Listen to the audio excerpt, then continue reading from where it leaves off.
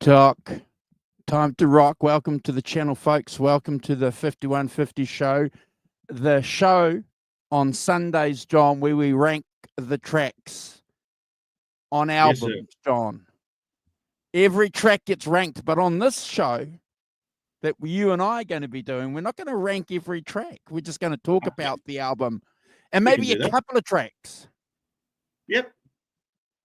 Why can are we do that. doing that? Why are we doing Well, that, John? hang on. Where's Brad? Where's Simon? What's going on? Where are these people? Well, we know where they are. We know where they are. Let's tell the folks why they just got us two today. Okay, well, I'll tell people why it's just you and I today, part one, and you can tell people part two. Okay. The rock professor can't join us, folks, on this show. He was doing a job, injured himself doing a job. Now, I don't know whether he was doing a runner from the job. He was doing something anyway, but hurt himself. But we hope that the rock professor gets well. He's in a bit of pain, seriously, though, folks. So, Yeah, Simon, if you are watching on replay, get well. We'll talk to you soon. He must be dreadfully in pain, John, because as you know, if he could be here, he'd be here.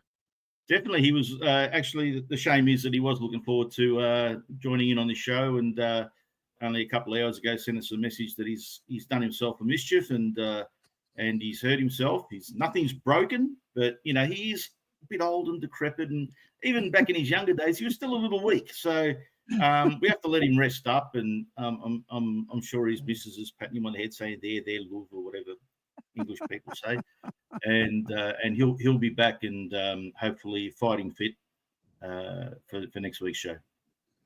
Yeah, get well, Simon. So that's one of the that's the reason why John and I are going to talk about Nebraska, folks. We've got some picks, obviously. So we're going to talk about the album and maybe a couple of tracks and just give a bit of a backstory. And we've done this before on the channel, not necessarily ranking tracks. Ranking tracks between two guys or two hosts doesn't work too well. You got to have 3 or 4 or 5 for it to sort of a little bit of an opposing view. Yeah.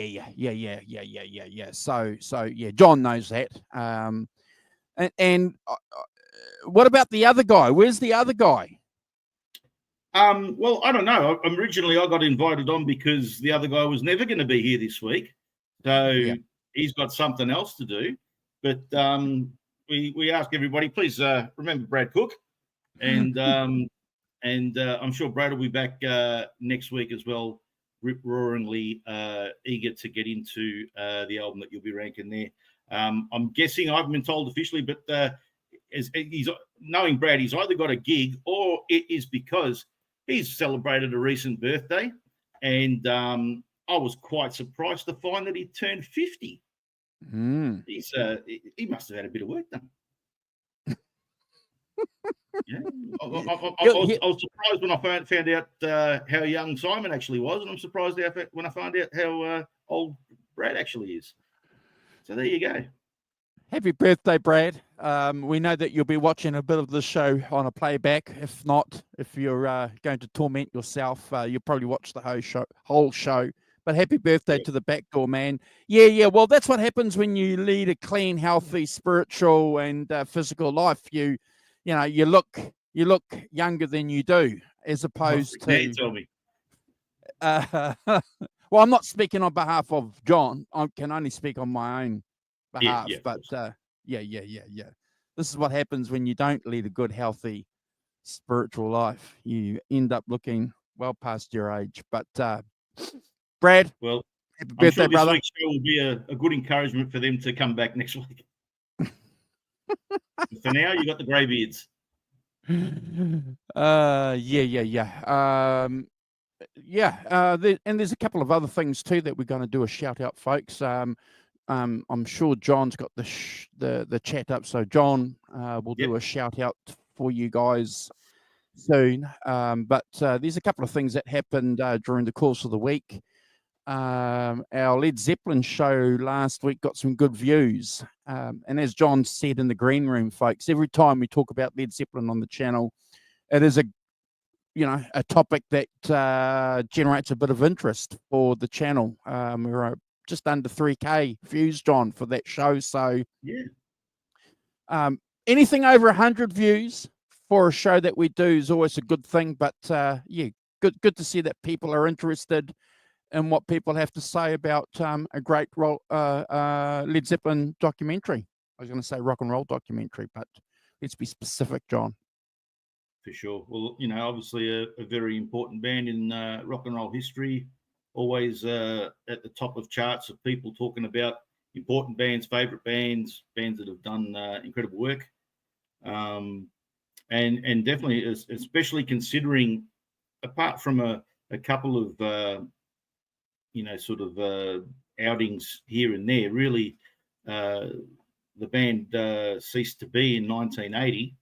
And really has been not providing a whole lot of sort of like reunions, new things like that. They did do a one-off there, but they've basically allowed their original body of work to stand on its own. Of course, Jimmy Page has been doing reissues and expanded versions and the such.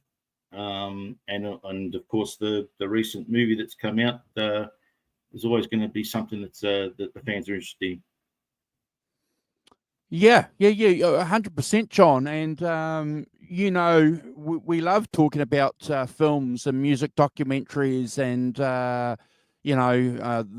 biopic films on this channel. I went a couple of weeks ago and had the pleasure, and I recommend you to go and see it if you haven't seen it, please. The Bob Dylan biopic, The Complete Unknown. I was just blown away by the production, the acting, the playing of the people acting in the parts of these giants in music history.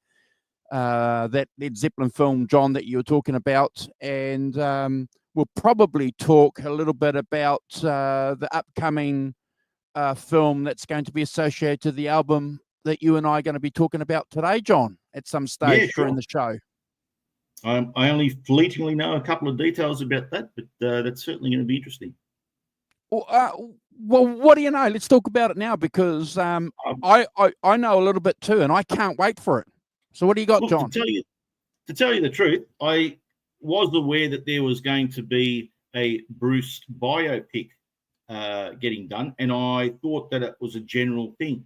And it was only when I first, looked up a couple of things to prepare for today over the past week that, because these guys only let me know last week that they were roping me in, that I saw that the upcoming film is actually not about his whole life or his whole career, but basically around the time that he was making this album. Yes. Definitely. The way that this album was made, as we'll get into our discussion, was different to how he normally operated, and the resulting release was different to what he usually put out. And even though there was a couple of other sort of like lower key, more acoustic, less full band albums that he released later on in his career, they were not really, sort of like brought about in the manner that this one was. Yeah, I agree. I think one of the great things about this upcoming film is they're going to capture, the story behind this album, John, which is really, really important. Not only if you're a Bruce Springsteen fan, but for a music fan, if you're interested in North American singer-songwriters, and there's a few that are just, incredible giants, and Bruce Springsteen's one of them. I'm particularly looking forward to it because a couple of the clips that I've read online from people that have some information, are excited about it. Bruce Springsteen and his management team, John, are involved in it. So that's a good thing too, isn't it? Has to be. Yeah, well, that can be good or bad depending on who you're dealing with. You'd hope that having the actual person involved gets you more of the truth. In some cases, some people might want to, sort of hide things or change their story. But I think that this will be a pretty straightforward retelling of the events. And it'll be focused on the music production and not just like the day-to-day life and dramas and personal other things that were going on in his life. So I think it could be a real interesting watch. Yeah, 100%, bro. 100%. I'm looking forward to it because a lot of these music biography films that I've seen over the last 5, 6, 7 years, they have jumped in production, John. They have jumped. The Bob Marley one that they did a couple of years ago, it's incredible. The Bob Dylan one, the Elton John, the Queen film. They're all pretty good. So yeah. So and there's definitely, clearly, John, a market for these films. Well, definitely. These days, unfortunately, things don't get sort of backed and put out unless they know that they're going to make a return on it. And so they obviously have crunched the numbers and decided it's a good bet.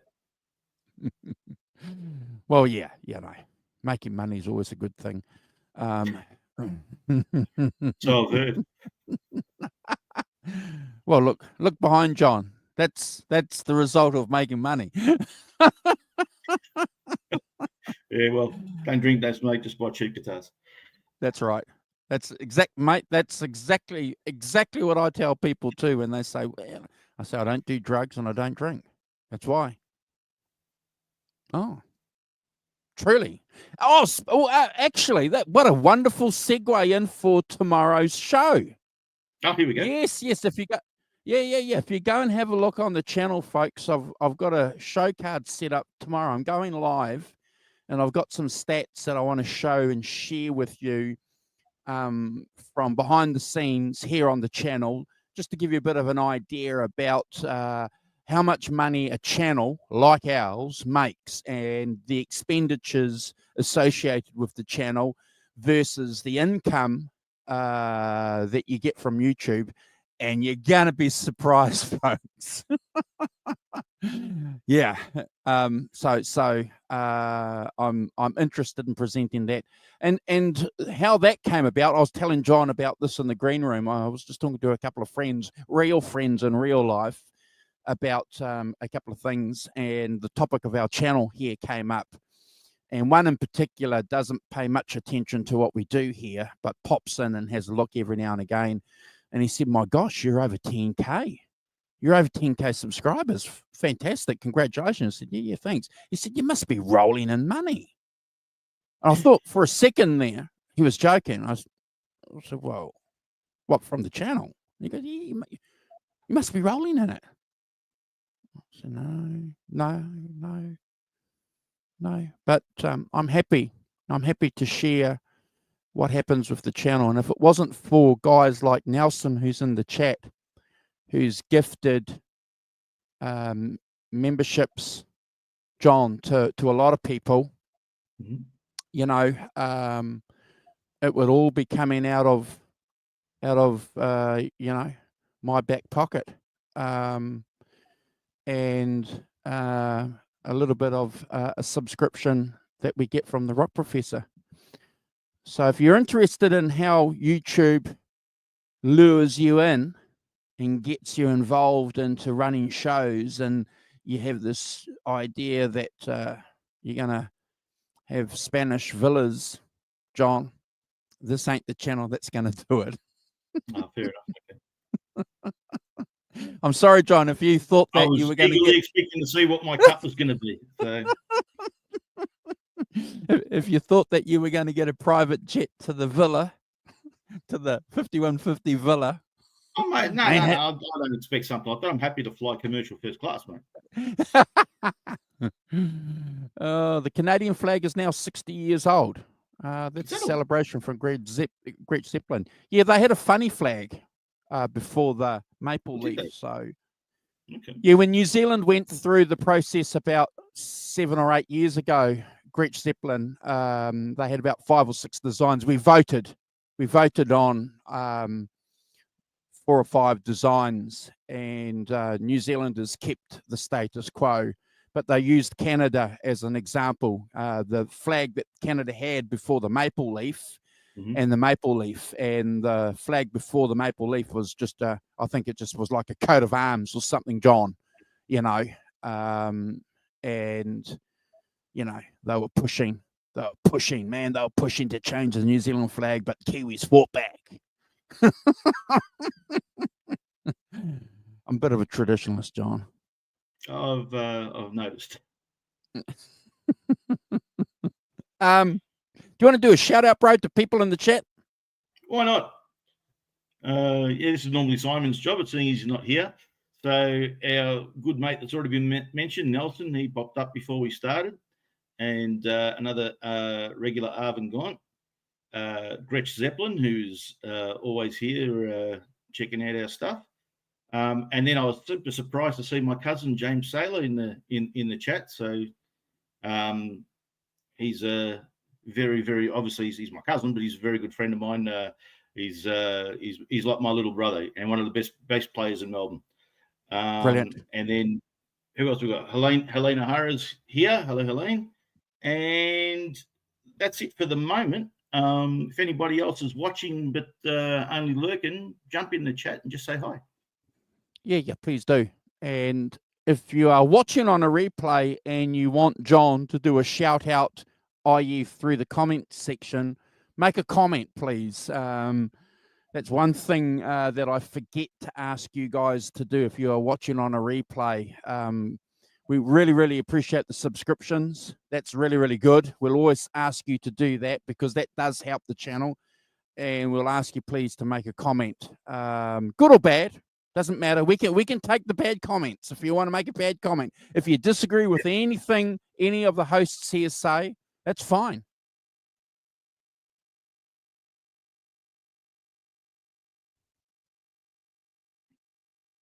Got to tune in for Springsteen.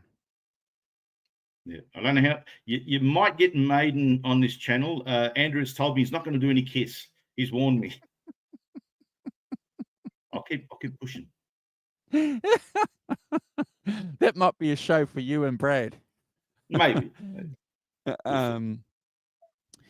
Speaking of shows though coming up, we've promised for a long time for Helene to do an AC/DC album. So I have Back in Black. It's on the list, Helene. Brad and I have spoken about that. That is going to be the first album that we do. So we'll invite John to come on because if you're talking, and Helene, even if you want to come on, if you're talking about an Aussie album, you've got to have Aussies on. So we've got 2 Aussies associated with the channel. So we've got to get John on for that one. Yeah, you want to. You read my mind. But Helene, you do have an invite. You know that.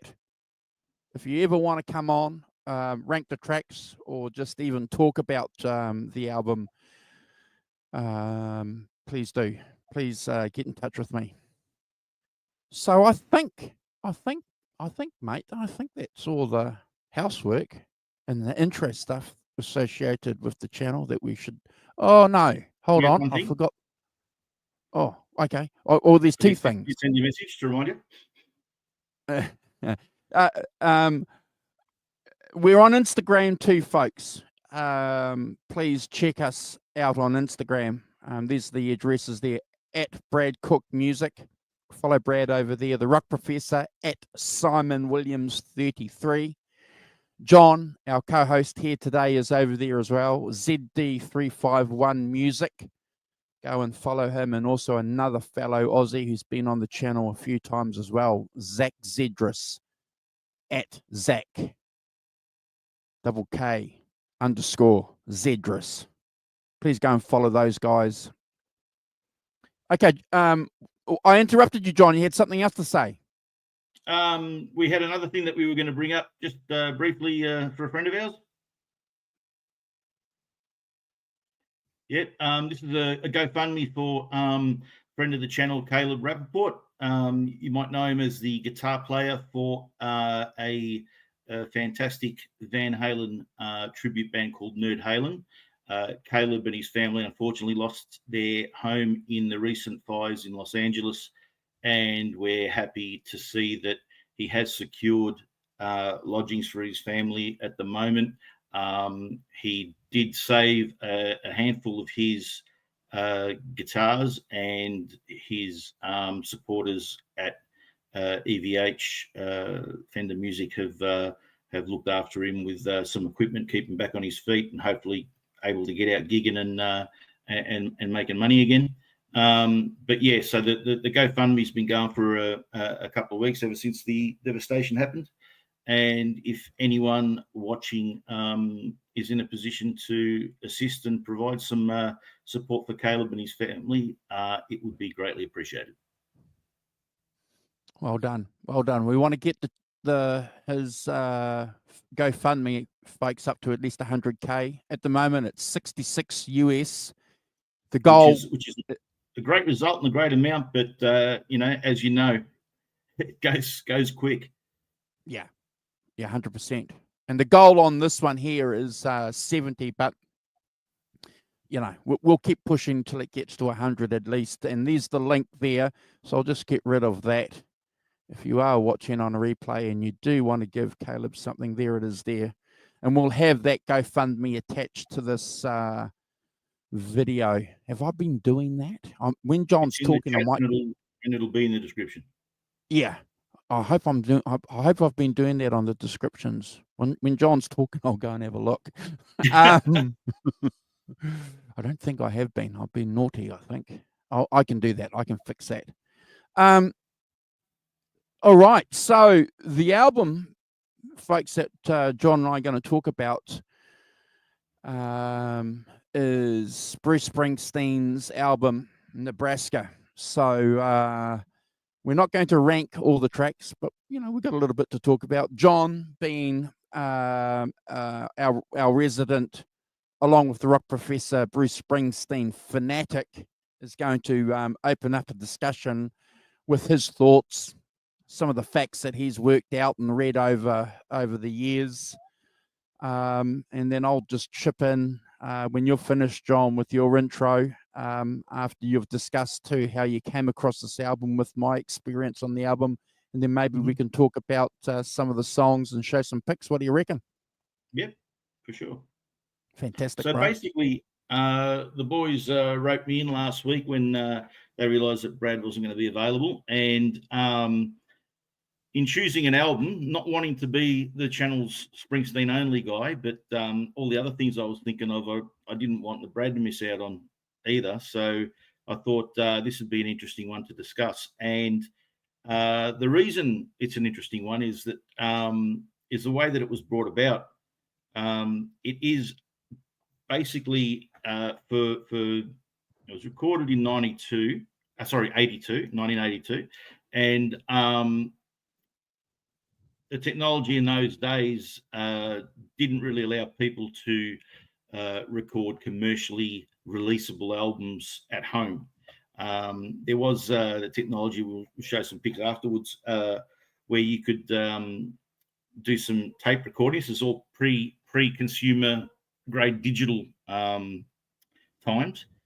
And the thing would be that if you were a big rock and roll star, such as Bruce was, you would have to go into a professional recording studio and use all the big equipment.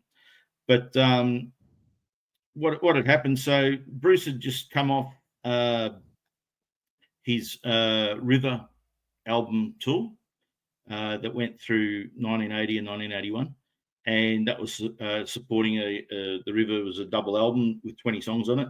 And up until then, you could really see the evolution in a linear fashion of what he did in the previous albums, from Born to Run being a big Phil Spector style Wall of Sound production to the very stripped down Darkness on the Edge of Town, which followed it. And then the River kind of opened that up a bit, brought in a bit more sort of like of the 60s pop sound, and was basically very much a follow on from Darkness, but not as sparse as not as dark. And the next full band recorded in a studio album that would follow The River was Born in the USA, which is a very well-known album. It was extremely popular. It was basically a phenomenon of its time. And you can really see the linear sort of sound going through those albums.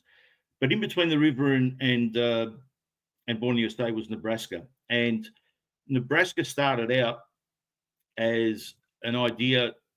Bruce wanted to put down permanent sort of like full-fledged ideas on tape to present to the band in the studio rather than write in the studio and work things out in the studio while paying studio time.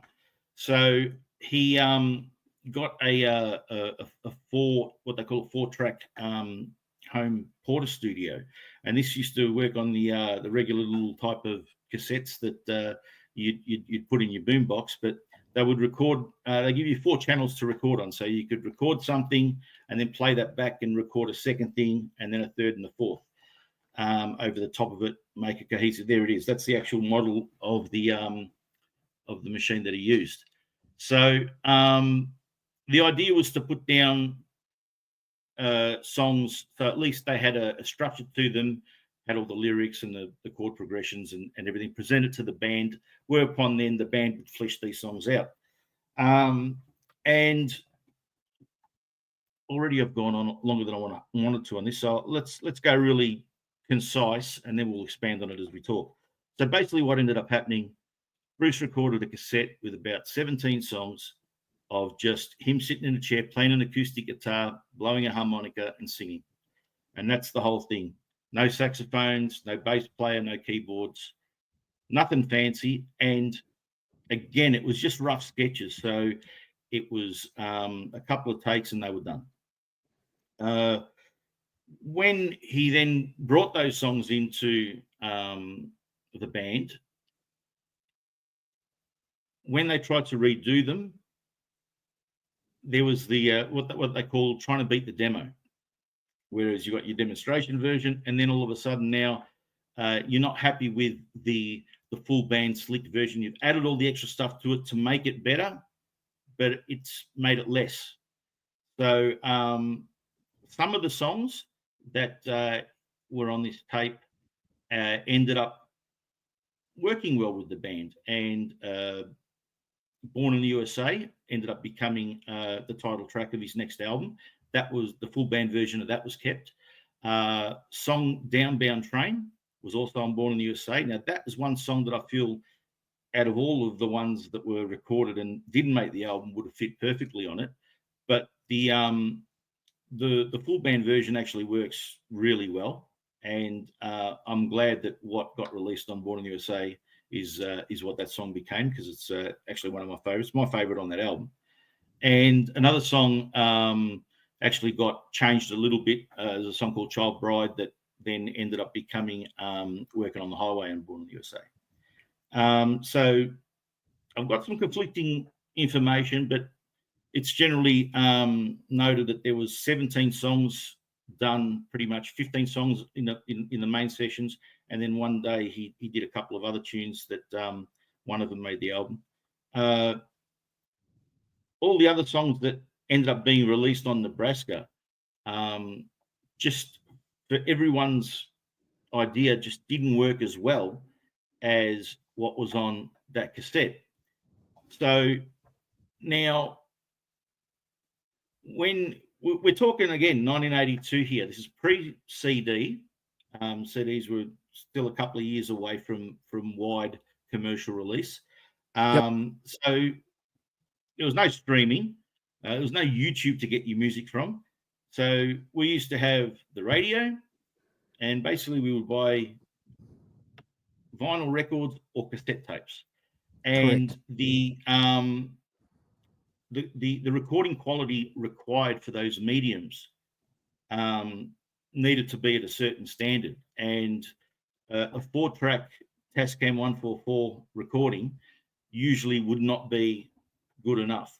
The problem being that the noise floor, what they call the noise floor, the background hissing and the definition of the tracks that are recorded, just wouldn't translate well enough onto another tape to make them the masters that are required to make the LPs. Actually, there was conjecture at the time. Once they decided that they weren't going to be able to do better than these versions, and they wanted to release them as is. It seemed for a while that there was no way they were going to be able to make this into an LP record. Just the distortion and the movement that were in the tracks just would have made it unusable. And there was a lot of sort of like attempts to fix it. And at one point, they were really considering releasing it only on cassette and just having it go tape to tape. And that was the only way you're going to be able to get it. But luckily, they were able to find some way of bringing the instrumentation up, the background noise down, and they got it out as we have now heard it. So 10 tracks on this album, and definitely a theme running through them.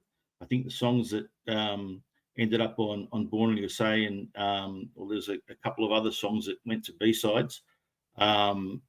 Really, I think only one of them really could have fit on this.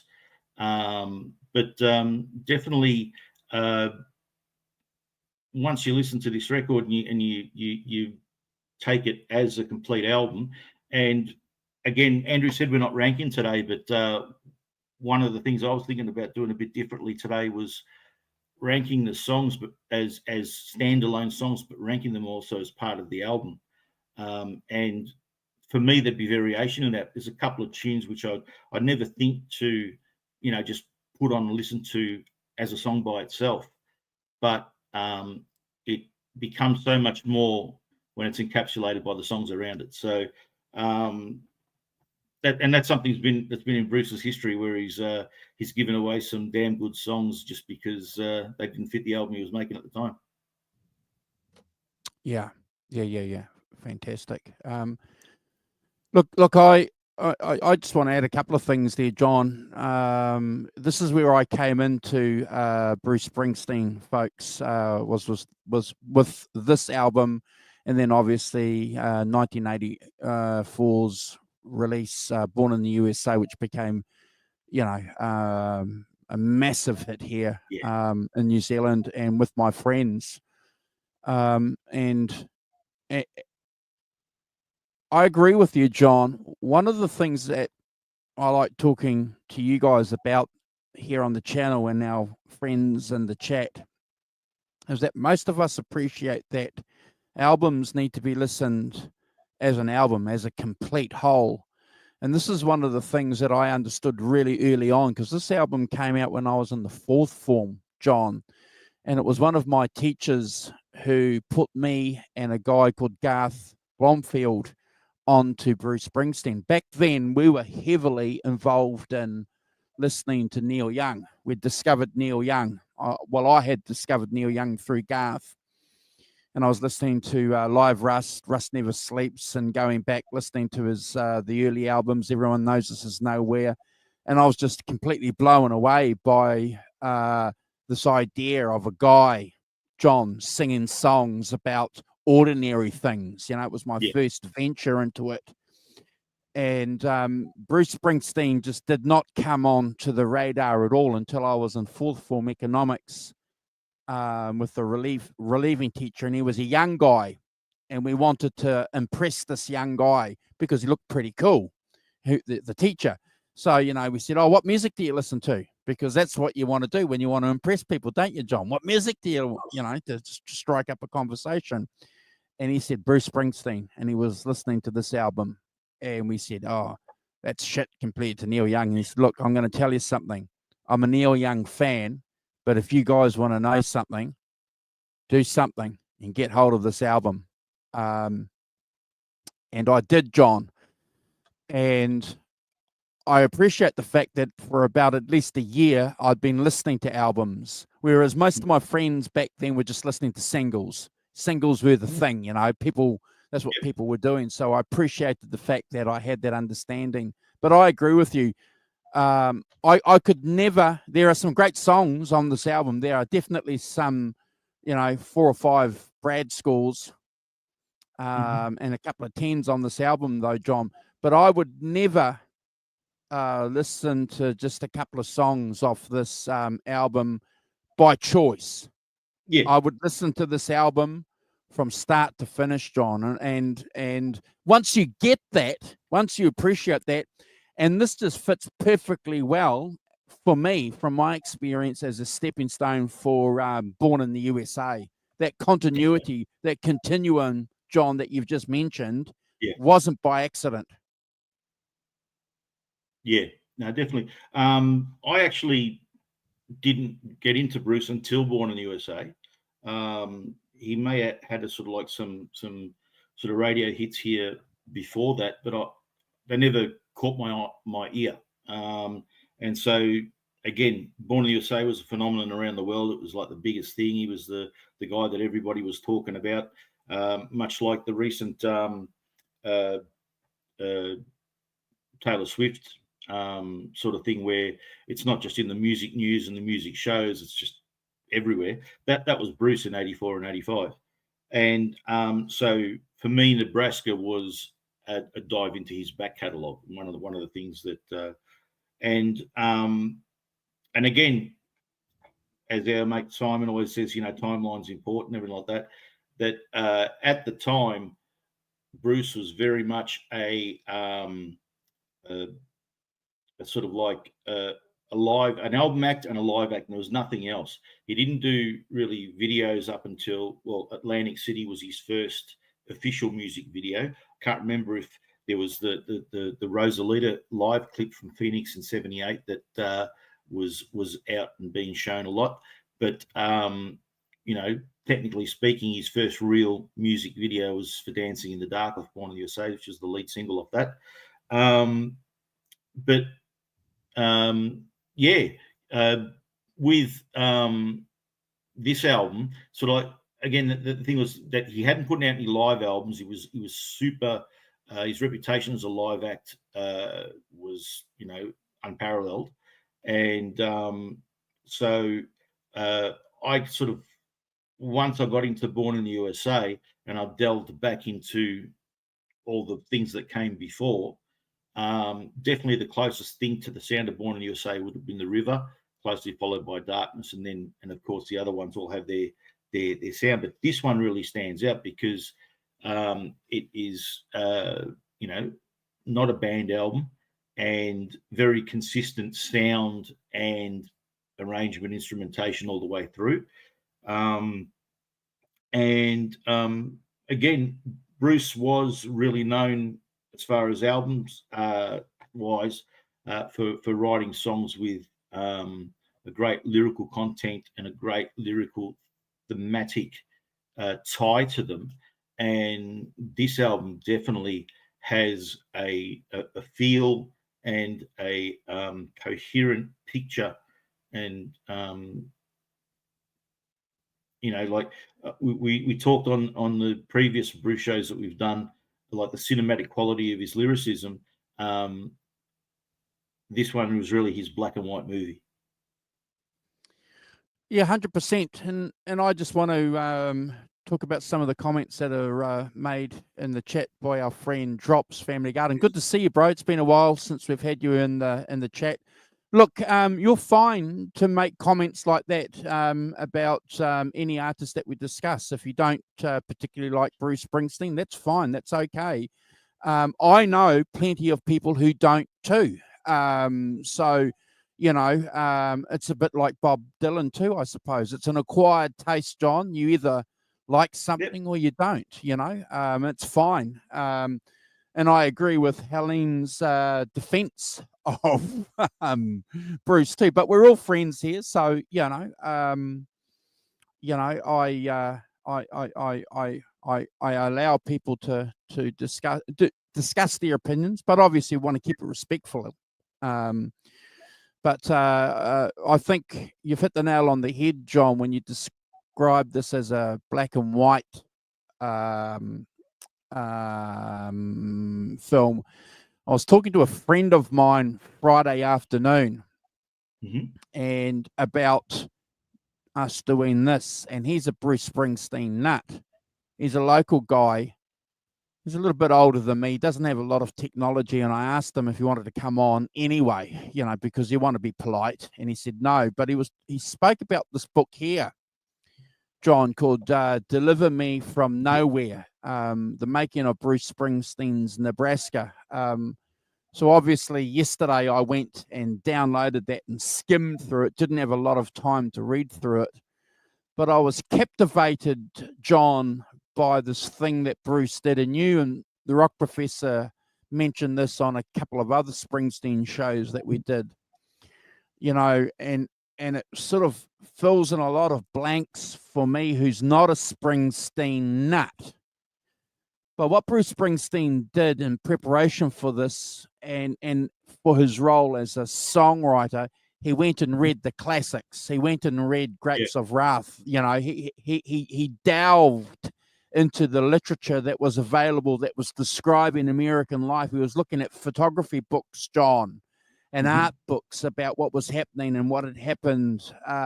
He was reading popular history books which described the struggles of ordinary people building America, and reflected that back through his own experience, John, as an American through his music.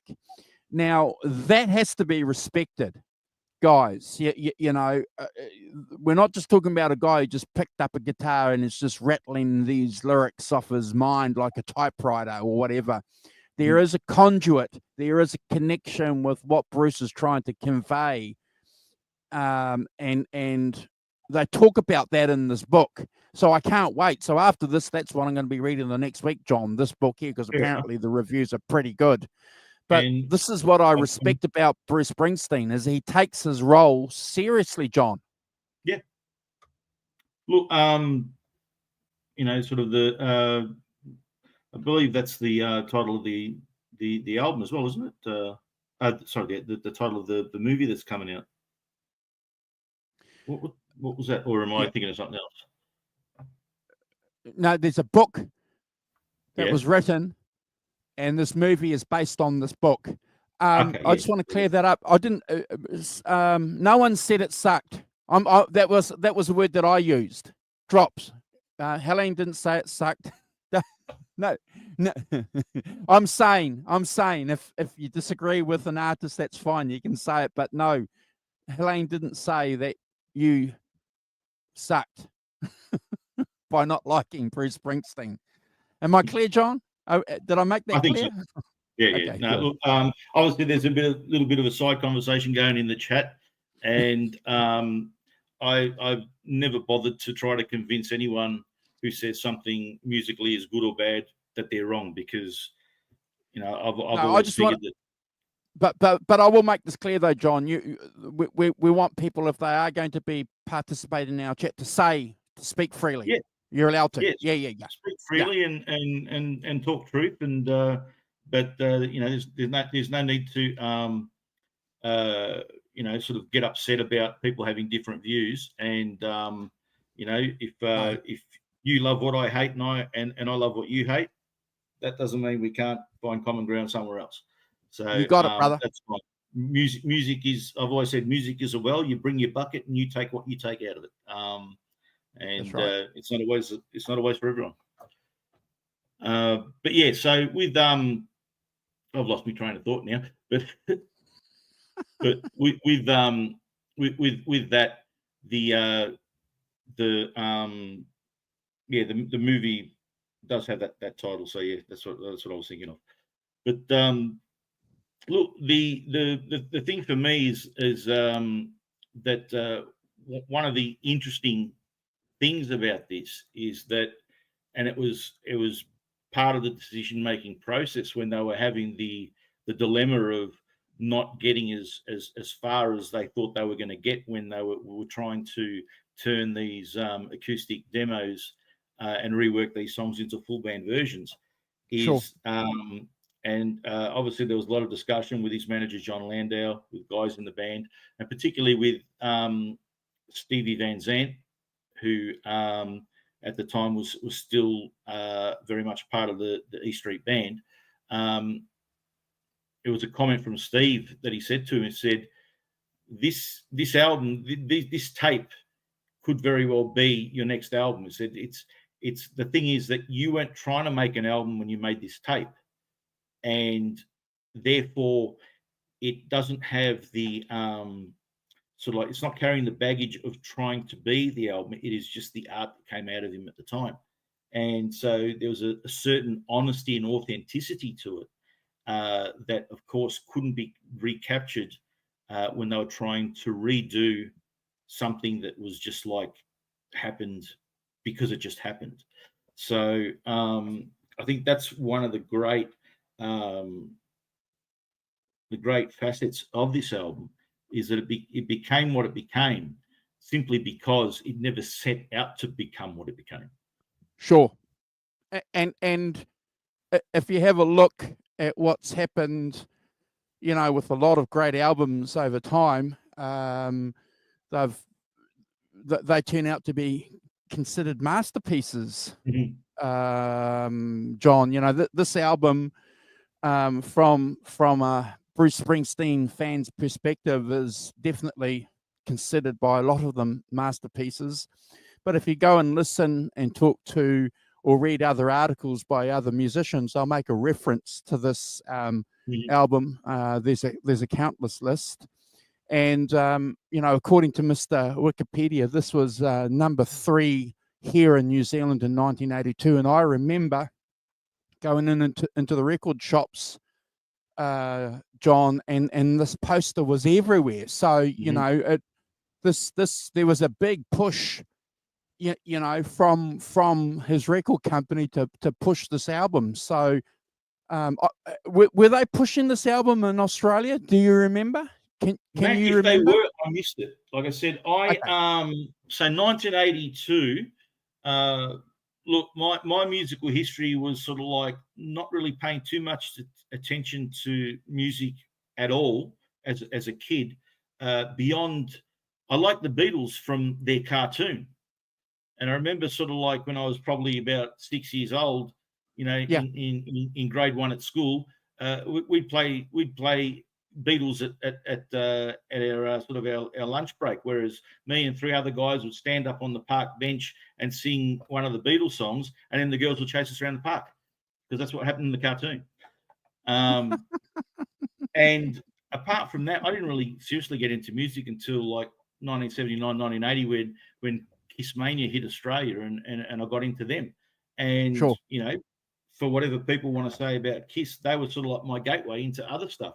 If I hadn't heard of Ace Frehley talking about Clapton, Page, and Beck, well, then I wouldn't know about Clapton, Page, and Beck. And Correct. you know, so all of that stuff. So yeah, again, so really, by the time 1982 come around, I'd just been on a camp with my cousin's, my James' brother there, and someone had the cassette tape of Number of the Beast by Iron Maiden. Oh, wow. And so that got me into them. Album. Yeah. And so like from there, you know, my thing grew. And so it wasn't until, like I said, that much like Kiss Mania hit in 1980, Bruce Mania hit in 84, and going really hard into that album, I thought, well, what else has this guy done? And that's how I found it. So realistically, I might have seen, like I said, that Rosalita clip. I might have seen the Atlantic City clip, which, again, the Atlantic City clip looks like the album cover. It's just a bunch of black and white sort of unrelated type of, you know, snapshots of Americana. Bruce himself doesn't even appear in it. So Sure. I may have seen it, but it didn't really give me cause to latch onto it. And it was only then once I got hooked by Born in the USA that I went back and discovered, some stuff that I absolutely adored through the back catalogue as well.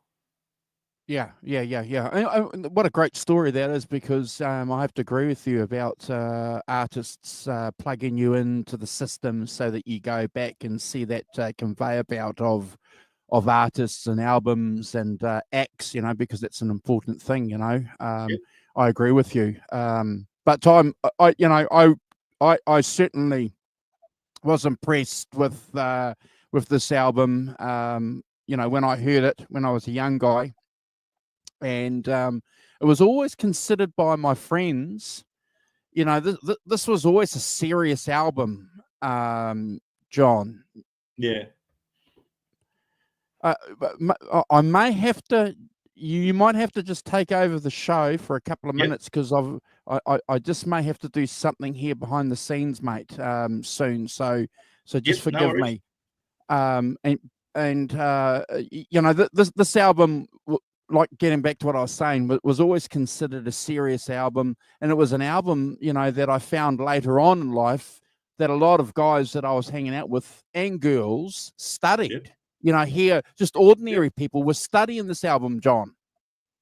Well, it definitely gets a big sort of like rap from a lot of people, saying that it has a certain influence to them, whether it be in the sound of their music or their songwriting or the thematic makeup of their work. So definitely, it's something that again we this being a channel and a show that really looks at albums as albums. This is definitely one that's the 10 songs make up something much greater than they do sort of individually. 100%. And And that's I not to remember. hang shit on any of these songs. These songs are brilliant in and of themselves. Again, not all of them are just like the type of thing you throw on for a good time listen all of a sudden. But definitely the journey through the 10 tracks is a heightened experience, to take many of them one by one. Yeah, you're right. I remember when The Ghost of Tom Joad came out, and I hadn't listened to this album for a long time. And I remember being blown away by listening to that album with a couple of friends. I remember it was a Friday night, and a guy called Jared, who very dear friend of mine, brought over the CD, and we were having a couple of beers, and he put that album on. And as soon as we put that album on, we had to go back and dig out a copy of Nebraska, John, because that dovetail, into that vein that Bruce was tapping into was just phenomenal. There's a couple of tracks on this album that I particularly want to talk about. Highway Patrol Man in particular, I was always blown away by the lyrics, John, and also Open All Night. I just love the fact that Bruce could play a rock and roll riff on an acoustic guitar. It's a rock and roll song, and it's one of my favorite Bruce Springsteen songs. That's one song, John, that I think out of the whole album that I could probably listen to, as a standalone. And again, that one is probably the most sort of like positive vibe sort of song. That's right. Basically, there's thematically, and also you'll see that the lyrics in Open All Night, a lot of them, there's a couple of lines that are shared with State Trooper. And so I'm sure that, if he was thinking of actually doing this as a full blown, regular type of production with a band and everything like that those lyrics would go to one song only. But obviously he was still messing around with, how he was going to put this stuff together. But Open All Night, and I can't listen to Open All Night without thinking of how he I had this bootleg from 1984 where he tells a great story at the start of it about getting pulled over and having to go to traffic court. And definitely again, open all night for those that may or may not know about it.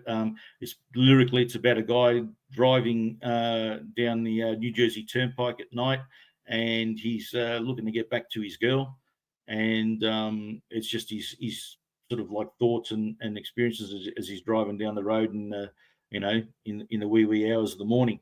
So whereas pretty much the rest of the album is a little more sort of like hard time themes and people looking for their place in the world. Whereas this one, it's a bit more rocked up. I'm actually wondering if this actually was done on an acoustic or not, because it's got a sort of a twangy electric sound to it. And that's kind of sets it a little bit apart from the rest of the album. But might just be some reverb that's put on the acoustic. I'm not too sure, but definitely, while you can see lyrically and thematically, probably its closest cousin at the time would have been Darkness on the Edge of Town. Yes. Definitely thematically, it still dovetails out into what ended up becoming On Born in the USA, and also some of the stuff on The River that preceded it. The River, being a double album, had the sort of luxury of being able to spread its musical diversity across 20 tracks. But there's definitely some moments on The River that would fit very well with these songs. 100%. And sorry about having to do a bit of a runner there, mate. I just had some people arrive, so we might hang around for about 10-15 minutes, John, if that's okay. Yep. Is that okay? Because we normally go an hour and a half, but I'm looking. Yeah, sure. We're here for an hour, so if we can do about 15 minutes, I'm glad that you have said yes and said no. I want to go for 2.5 hours. I'm glad you're not doing that. Well, I'll do whatever you want to do, man. I can go now. I can go tomorrow. No, I appreciate the fact, that you've jumped on anyway and given us this time. I certainly wanted to talk about this album because for a second there I thought, we could reschedule, but I thought, no, it's a perfect opportunity for you and I to get together and talk about this, because this album, like I said to you before a couple of times, had a bearing in my life and contributed to my idea of what a singer-songwriter should be doing. And I always appreciated the fact that a lot of the guys and girls, we have to consider Jane Baez and also Joni Mitchell. I was listening to a lot of Joni Mitchell stuff because she was that folk singer kind of figure as well. Took it seriously, and I liked that, John. It wasn't always about booze, fast cars, drugs, and girls, John. It was let's do this seriously. Let's talk about something, and I've always appreciated that. Yeah, look, to me, the true the true joy of listening to something like this, well, not a particularly a joyous album, but the satisfaction of listening to something like this is that it does transport you, and it lets you play a little movie in your head, and definitely it's got a tone running through it. One of the things I wanted to also sort of like bring up, that again we often talk about the days when before CDs made everything one long playlist, and of course nowadays everything's just tracks on a playlist, but where you physically had side 1 and side 2, or side A and side B, meant that the sequencing of your tracks actually meant that you had to have some sort of the good albums had a definite start and finish to each side, as well as a start and finish to the whole album. And 100%. one of the interesting things here is that you've got a 10-track album, and it's side A is 6 songs, side B is 4 songs. And that's not because side B has the longer songs. People wonder why I was looking off to the side while we were talking. I actually wanted to do this earlier and left it too late, but I've just added up the timings for the 2 sides. So, and if I've done my mathematics correctly, the 6 songs on side 1 add up to just under 25 minutes, and the second side is only 16 minutes. And looking at the track listing, they could have evened that up, and maybe on the cassette they did. I'm not too sure, but definitely having State Trooper as the last song of the first side instead of the first song on the second side would have evened those timings up. But really, those 2 songs, 5 and 6 on that side, Highway Patrol and State Trooper, have to run into each other for the thematic consistency of this album. And then once you flip it over, you go into Used Cars, which is a different thing again. And we haven't really spoken about the songs. If I can just really quickly go through them. So we've got the album opens up with a song called Nebraska, which was based on the story of Charlie Starkweather, who was a guy that found a 14-year-old girl to go on a killing spree with him, and ended up killing 10 people and 2 dogs on a police chase. And basically it's a retelling of that story that Bruce had read a book and seen a movie about.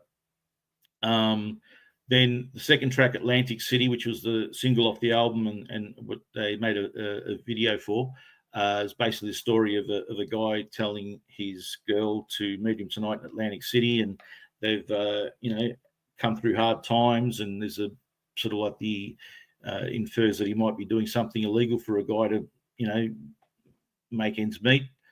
Then third track is Mansion on the Hill, and again that's sort of a representation of people who are in the sort of like the lower sort of economic levels of society, looking up at the people who have more.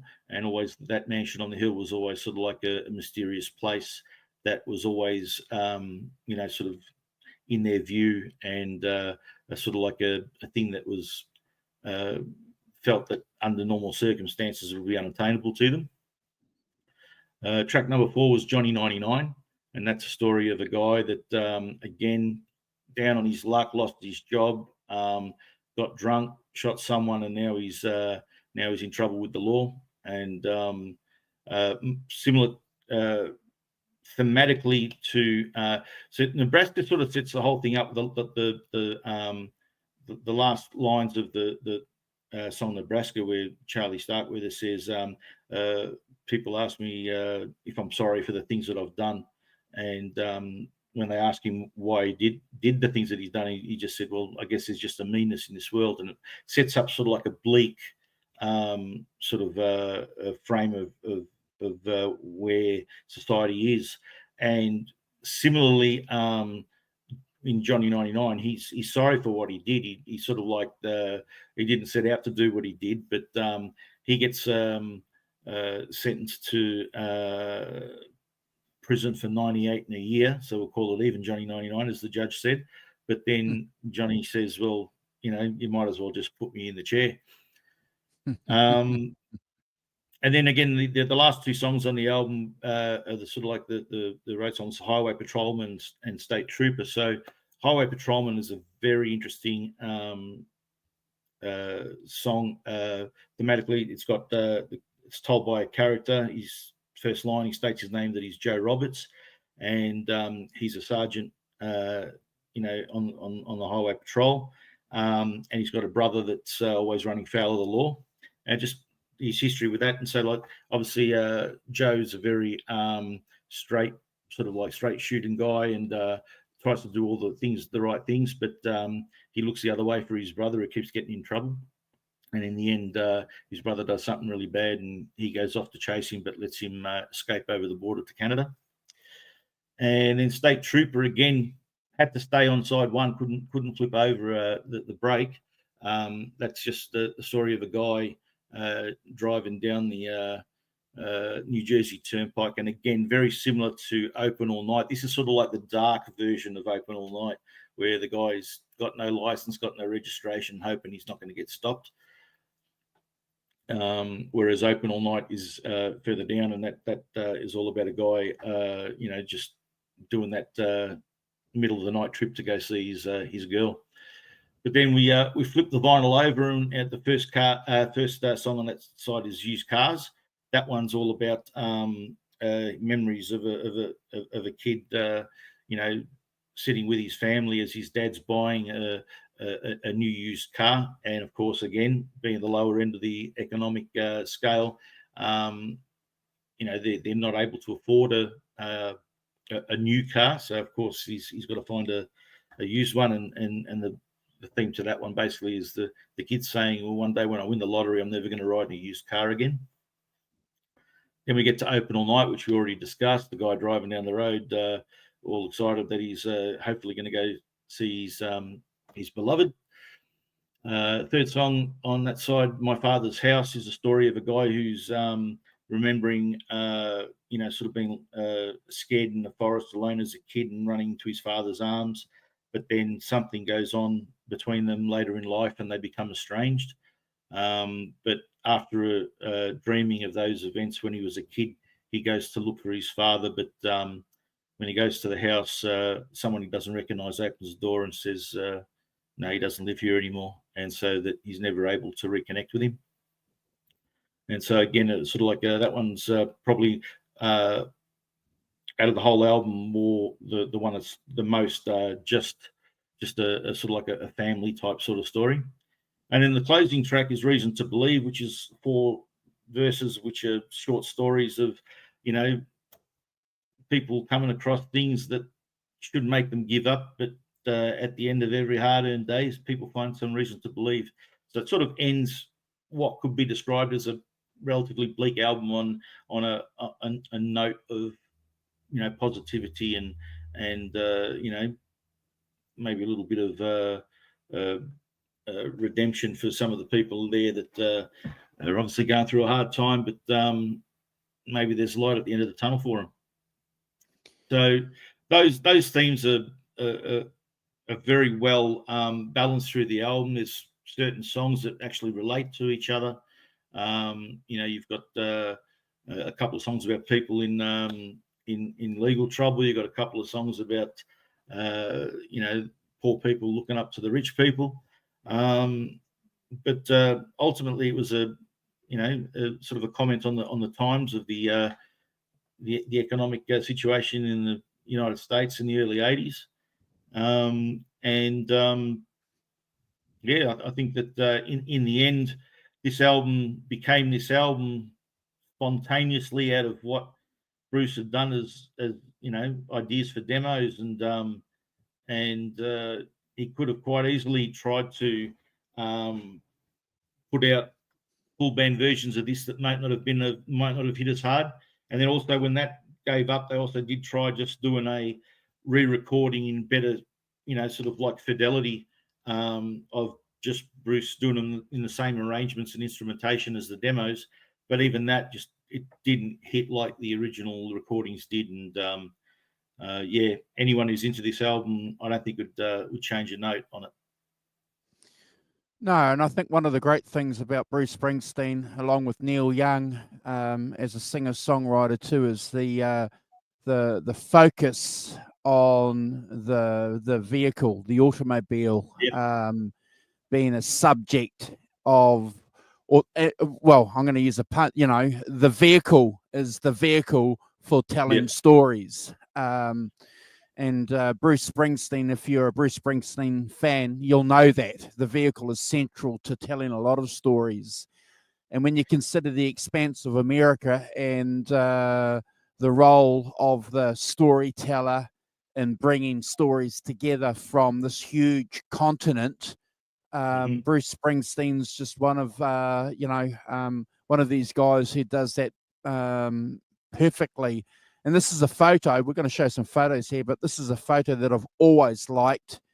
And this sums up, that whole thematic that John was talking about on Nebraska. Who doesn't love a 65 Ford Galaxy? Mate, it's fantastic. It's just incredible, isn't it? And the signature role of the car in traveling distances, so that you can be in a position to talk about these stories. So yeah, fantastic. You got to remember, back in those days, they didn't have those cheap, Jetstar, Virgin, EasyJet type sort of, low cost airlines operating. If you were to get onto an airplane to fly across the United States, you're paying money, and so money. For a lot of the people, the working class in America, that was a thing that was out of reach. So definitely, and unlike what we've got here, as a country is as big as the United States, but just got a big full desert in the middle, and we're all just hanging on to the edge. There's a very comprehensive, freeway system through the United States, and you can drive across it and up and down it, 100 different ways. So definitely the car was the way everybody used to go. 100%. So here's a couple of photos, folks. This is off Mr. Wikipedia. Springsteen played a Gibson J20 200, and apparently this is the original that he played for a majority of those. For all of those Nebraska songs, John. I'm unsure still about Open All Night, because that does sound like an electric guitar to me. Yeah. But definitely the other ones. This was the guitar he used. And so here's a cover of the film and book that John and I were talking about, folks, that we recommend. John, if you don't have a copy of that book, I've got a couple of digital copies. I'll flick you, and the Rock Professor, I've just checked my message. A friend of mine just flicked me half an hour ago a couple of digital copies, so I'll pass those on to you guys. A great resource for us to tap into that offers something a little bit behind the scenes. Here's a couple of photos from '82 of Bruce. I think that was the cover of the Open All Night single, the previous photo that you just put up with him at the table. Mm-hmm.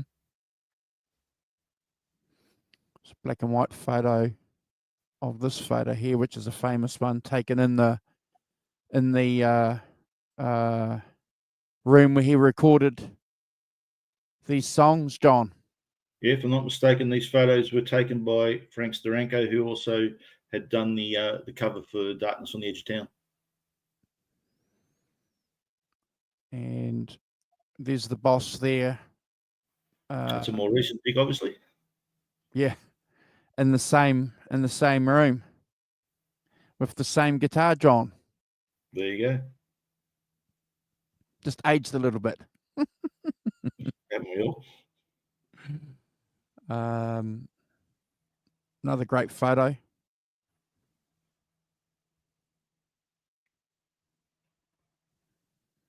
Tremendous tone from those Gibsons. Just big booming tone. Well, those big bodies certainly throw out the vibrations and move some air. Wow. Yeah. I have had the pleasure to play a couple of them. I've played a Dove. I've played one of these. Obviously in guitar stores. Never owned one, but boy, the tone is just incredible. And there's another photo there, John, that I think's pretty cool from '82 as well. Yeah, that might be a bit early. Those sideburns look like River era. Early '82, maybe '81. Oh yeah, I'd say it'd be 80, 81. I've seen a few photos of him at that time where he had the big Elvis mutton chops. With those chops. Yeah. And we presented that. That's the Tascam 4-track, which was the height of technology that they Well, had for back then. home use, yeah, definitely. You know, nowadays you can do a world class album using Pro Tools on any computer, laptop at home, and you know, sort of back then they were much more limited in what they could do. And I'm sure when this movie comes out, hopefully we'll hear all the intricacies of the story of how they took this nearly impossible task of making this cassette tape good enough quality to be able to be released on the medium that they had available at you know those days. So um, yeah, like I obviously back in '84 I bought the album, and I stupidly sometime in the '90s sold all my LPs that I'd already replaced on CD. So I no longer have my I kept sort of like the rarer sort of like 12-inch singles and stuff, but the albums sort of like went with a whole bunch of other stuff. But look, Yeah. definitely you can put the headphones on and listening to this, and um, it sounds great. So whatever magic they did for what they had to work with those days, um, you know, it sounds great. It's not like a big hi-fi thing, but damn, it's got some mood about it, and it's definitely got a sound of its own. Yeah, I agree, and it'll be interesting to see. You mentioned that movie, how they broach this technology, because as I understand, it's like an actor acting as Bruce Springsteen, going through this process of recording it. So it'll be interesting to see, you know, how they do that, because the Complete Unknown, as we know, use period correct instruments to create that vibe and keep the vibe. So I'm sure they'll be doing something similar on this as well, you know, and they'll have to show the mechanics of Bruce going through and, you know, recording himself. I'm Yeah. hoping that they're going to do that, John. It'd be really cool to see that. Yeah, no, definitely. I will. But the good thing about it is that we know the type of Porter studio that was used. We know the type of guitar. There's not too much they can get wrong. You know, and I think anything else of you know, was Gary Talent standing in the background there holding a this bass or that bass? Well, no one's really going to worry about that. No. You know, we've discussed before in previous shows about movies making the mistake of, you know, showing someone holding something that wasn't invented yet, or you know, a couple of events being condensed into the one. And that's probably a good thing that this movie is going to be about a finite moment or, you know, period of his career rather than his whole life, because it's a lot easier to distill, you know, a year's worth of story into a 90-minute or 2-hour movie than it is to a whole life. 100%, and that's going to be the key to the success, I think, of this project. You know, telling that story. But yeah, I urge you folks, if you aren't Bruce Springsteen fans, go and check this album out. Listen to it completely. If you are Bruce Springsteen fans, well, you know exactly what John and I and people in the chat have been talking about. We ask if you can share in the comments your thoughts on this album. We're going to share this. We're going to share this link on some Bruce Springsteen Facebook groups, and we know from my experience on participating on those, John, there are some active and keen Bruce Springsteen fans around the world, John. So, and they love sharing their opinions. Yeah, there's look, there's I used to partake in a forum where there was some really heavy, you know, almost cult like following, and you know, I couldn't handle that for too much longer. But a bunch of us ran off and made our own little group, and there's less Bruce talk these days on that, rather than just a bunch of people who know each other virtually, keeping in touch. But yeah, look, I try not to, you know, I try to keep my music fandom all about the music these days, and whether I consider myself a Springsteen fan or more a Springsteen music fan. Like he was the one guy that I would try to see as many shows on a tour as I possibly could, as opposed to others, because I knew that he'd be playing a bunch of different songs every night, and I've been lucky enough to see a few of those. I'm a massive Maiden fan, but I'll only go see one of their shows per tour because they're going to play the same show every night. Sure. And that's not a good or bad thing. It's just a different strategy. They've obviously chosen the show that they want to do. And there's been tours where Bruce has been very, sort of static in what he's done because he wanted to present something particular. But yeah, look, definitely this I think listening to this album is a rewarding experience. Some people might not, be too much into listening to one guy on an acoustic guitar. But if you're into songs, definitely this is an album for you.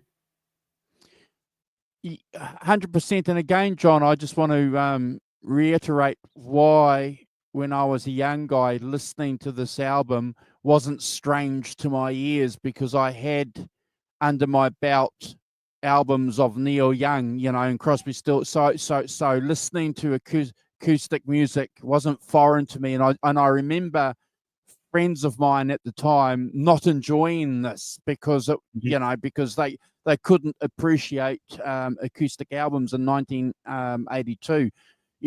Acoustic albums were not popular. Wasn't a popular album. So I think you're right, John. But I think today it's a little bit different.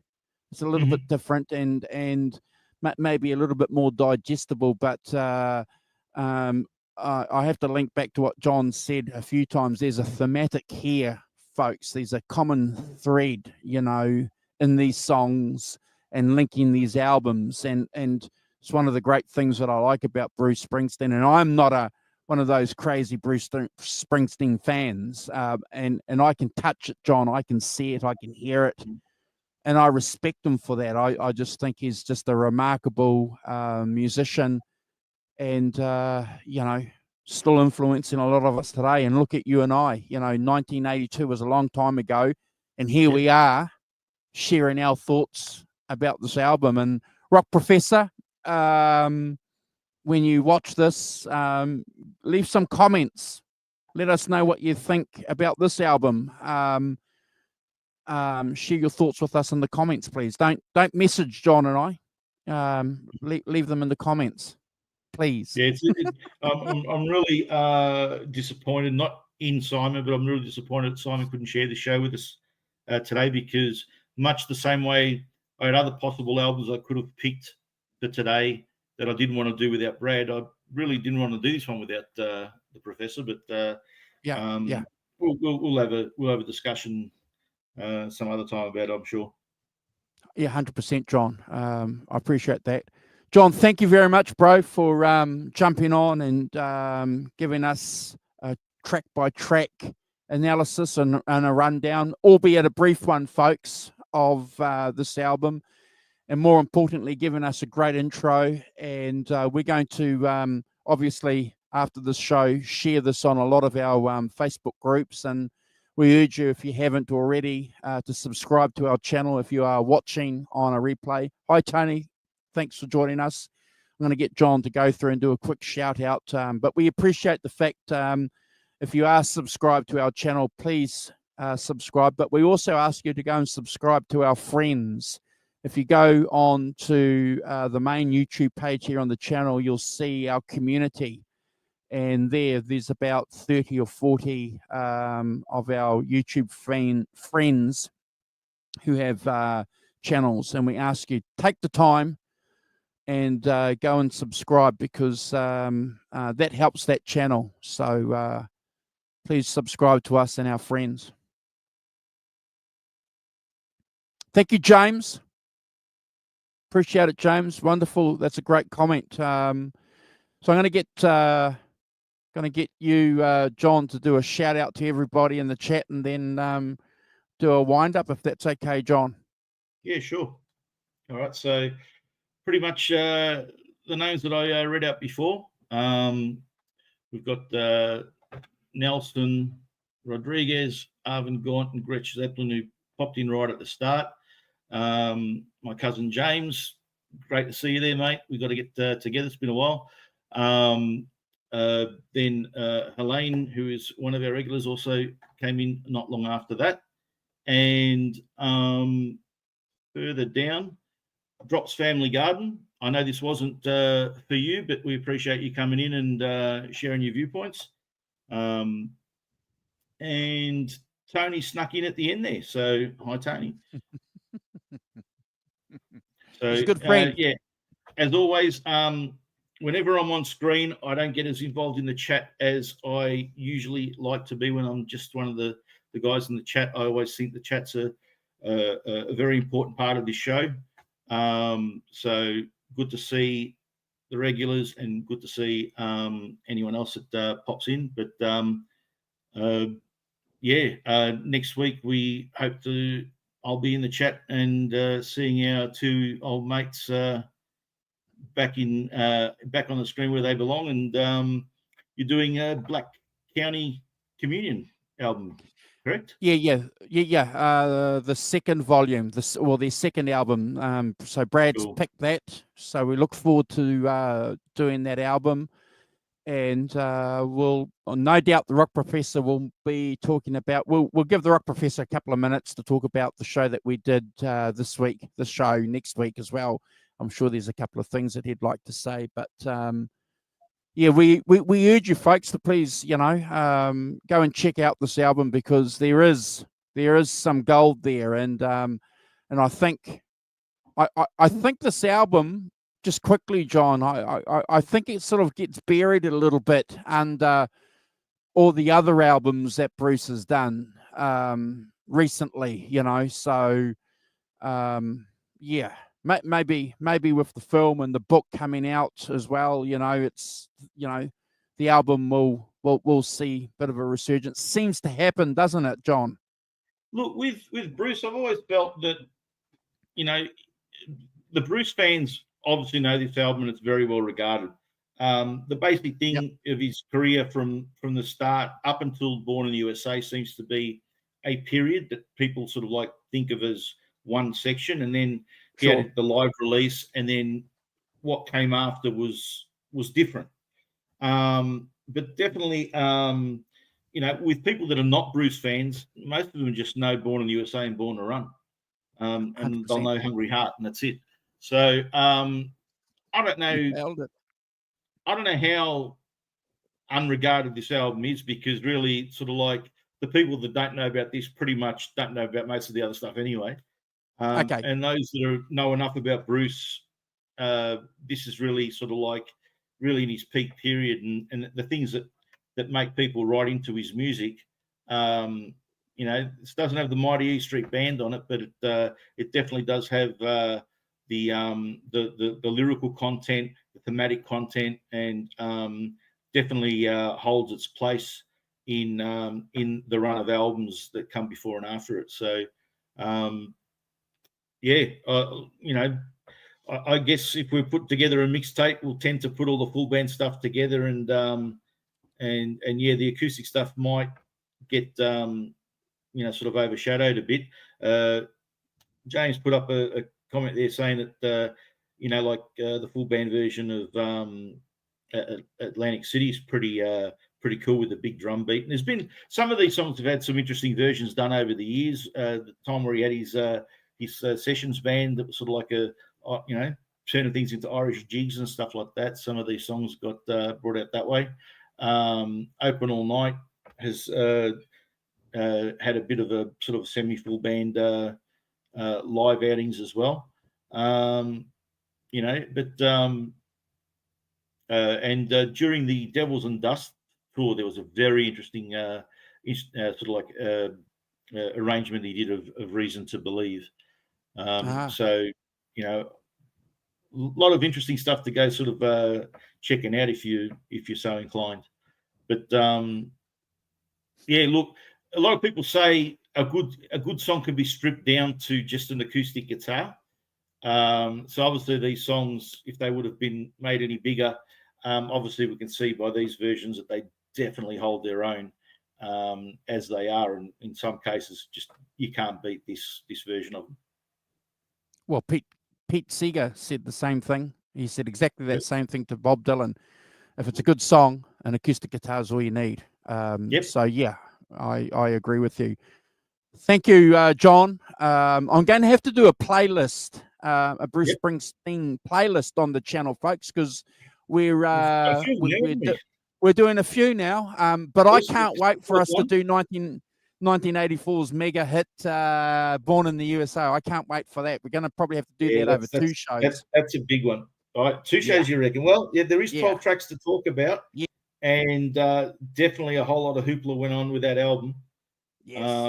And if you're silly enough to let me go, I could ramble on as everyone has just seen me do today. But yeah, I think when we decided we weren't going to rank our tracks and threw away our notes, we opened ourselves up to that danger. No, I appreciate your time, John, and your expertise. It's appreciated, and thank you for supporting our channel, bro. And we look forward to the Rock Professor coming back next week from his injury, and Brad from his gig. Happy birthday, bro. Again, 50. Wonderful. Half a century. You don't look a minute over 40, so keep that going, brother. We're out of here, John. I think we might be. Thanks again to all the viewers. Thanks again to all the chat people. Thanks again to Andrew for your kind invitation to have me along. And you'll see this guy next week, and you might see me again someday. Thanks, everybody. Bye-bye. Have a good night.